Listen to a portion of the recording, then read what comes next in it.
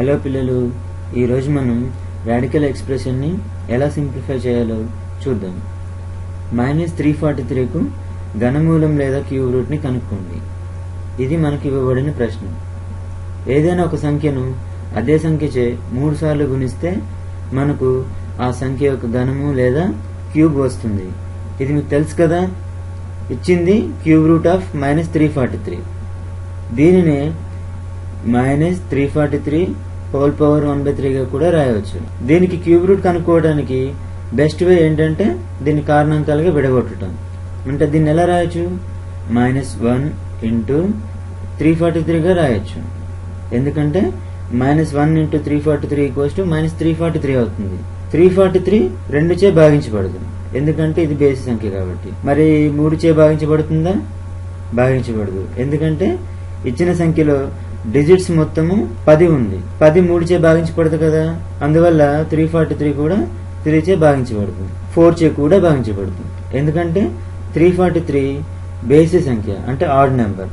అలాగే 5 చే కూడా భాగించబడదు. 5 చే భాగించబడాలంటే చివరి డిజిట్ 0 కానీ 5 కానీ ఉండాలి.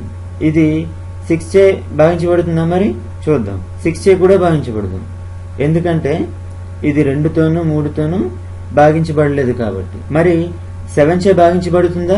7 343లో పోతుంది. 7 34లో 4 సార్లు పోతుంది.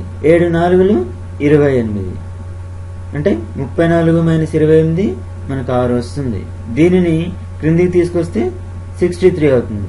7 63లో సరిగ్గా 9 సార్లు పోతుంది. 7 × 9 = 63, కాబట్టి 0 శేషం. అంటే 7 × 49 = 343 అవుతుంది. అలాగే 7 7 49. 343నే 7 × 7 × 7 గా రాయవచ్చు. అంటే క్యూబ్ రూట్ ఆఫ్ -343ని క్యూబ్ రూట్ ఆఫ్ -1 × 7 × 7 × 7 గా రాయవచ్చు. దీనినే cube root of -1 into cube root of 7 × 7 × 7 గా విడదీయచ్చు. క్యూబ్ రూట్ ఆఫ్ -1 అనేది -1కు సమానం అవుతుంది, ఎందుకంటే -1 × -1 అనేది -1కు సమానం. కాబట్టి క్యూబ్ రూట్ ఆఫ్ -1 అనేది -1 అవుతుంది. అలాగే క్యూబ్ రూట్ ఆఫ్ 7 × 7 × 7 అనేది 7 అవుతుంది. అంటే ఇక్కడ 7 × 7 × 7 ఎంత అవుతుంది? 343కి సమానం అవుతుంది. అంటే ఇక్కడ మనకి ఏమొచ్చింది? -1 × 7, ఇది -7 అవుతుంది.